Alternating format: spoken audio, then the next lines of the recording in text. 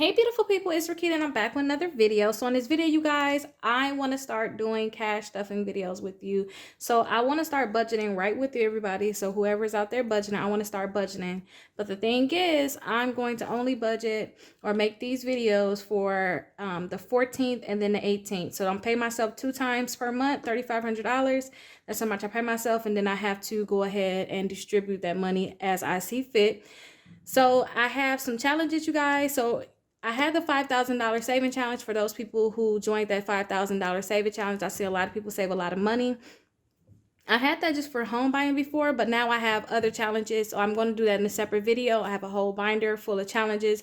If you guys want access to all of the challenges, go ahead and click that link down below. But let's go ahead and get started. I don't want to make this video too long. So I have $3,500 for the 14th. And I actually separated everything here. Now I have this $1,000 bill here. I actually decorated my $1,000 bills. I decorated, put some eyeballs on it. And this one just got stuck to the paper. So I didn't redo that. But I put all of my money into my account, or it's going to come off of my credit card so that I can get cash backs. I get a lot of cash back with my credit cards. So I want to do it this way. I don't want to leave any money in the house. And then I also use Digit for savings. So I'll show you guys that when we get to the savings. But here is my binder that I have for, this is my book I have for my bills. So you can see I have all of my envelopes here. I already put the different amounts in. So let's start going through and start adding the money for everything that we have here. So let me move this to the side. So the first thing that we want to do is we want to add $600 for the car payment. So let's go in and find my car payment. My car payment is here. So I'm going to add $600. 1, 2, 3, 4, 5, 6. I'm going to add $600 in. Now this is not real money that I'm using. I use this just to know how much is in my actual account. Like I told you guys, I put all my money into Digit, or I keep it into my my regular bank account that I have. But I just want to keep this here so I can keep everything organized and know what I actually have. We have to pay $19 for Netflix. I made this own little thing for Netflix. So here it is here. I didn't have a sticker for it, but I'm going to pay $19 for that. 3, 4. Here we go here. So let's see. 10, 15, 16, 17, 18, 19. So that's for Netflix. My house payment, and I divide this up by 2 because I don't forget I get paid twice per month. So my house payment is $1,550. So let's go there for mortgage. Just add that $1,150. Actually, it's not a 50. There we go. Now, usually when it comes down to this payment, this would include like the water and sewer and everything like that. So I don't separate that. And then my cell phone bill is $150.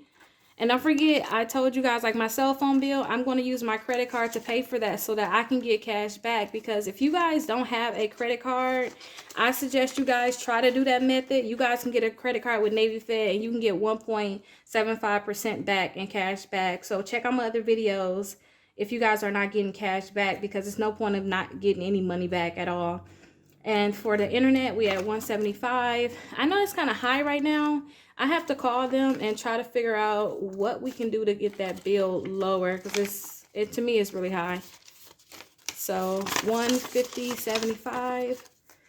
That's $175 for the internet bill. So let's see. And my credit card that I'm using for, so I have 2 different credit cards I'm going to use. So I'm going to separate the payments up, and then I'm basically going to just use all the money that I'm saving now into the account. And then I'm going to just use that to pay off my credit card, because I don't want to leave a balance on my credit card at all. But at the same time, I want to have those points. Daycare, we're at $540. 1, 2, 3, 4, 5. 40, 20, 40. My daycare is $270 per week for my 2 children, but I'm going to just just basically say 540. 1, 2, 3, 4, 5, 24. And it's due every Monday. So I actually have to make sure I pay that daycare bill every Monday. And they charge a fee if you use a card. So I just give them cash, or I just Zelle it because they charge a fee for that. So those are all of my bills. All of the bills are actually paid. So those are all the bills that all came up to $2,634. I put an A right here if that's going in the account, and then a C if it's going off the credit card, so I can remember, hey, you got to keep $600 in the account, the $1,150 in the account, and then the daycare, the $540 in the account, and then the rest of these I'm going to pay on my credit card. Now the next thing I want to do is I want to start putting money into my saving account, so my saving funds. Now, all of these, I'm going to put the money to the side, and I'm going to use my credit card. So if I ever have card maintenance I need to do, if I have any future bills I need to pay, any of these different things I need to do, I'm going to make sure I use my credit card because I'm going to get cash back. So I got a total of $450. So miscellaneous, we're going to put $50 into that account. And if I don't use this extra money, I think that I'm not going to just roll it over depending on what it is. I think that I'm going to use it towards something else that I may have. We have date night for $100. If I can open it. We have date night for $100. Family time for $100. And I actually have these sheets too, like how I'm writing them out here. I have these on my website, so go ahead and click that link so you guys can actually fill out these links, just like I'm filling out these forms, just like I'm filling out medical. We're going to put $50 in there. And every year you should actually reset this. I'm actually turning 30. So I want to start doing something new, and I want to make sure that I'm saving even more than I saved before. So every year, all of your challenges, you should figure out what you want to do with that money. If you want to save it, if you want to invest it, and you should clear these out. And I think I'm going to start just doing it based off of my birthday, because my birthday is in a few days. I just think every year I should just do it based off my birthday. I don't want to go based off of the new year. But if you guys want to start on the new year, you definitely can start on the new year. Watch out is really my emergency. Like, watch out. Don't get hurt. So I'm going to put $50 in there. Future bills, I'm going to put that into like deposits. And we're going to put $50 in there. And we have car maintenance. We're going to put $50 in that.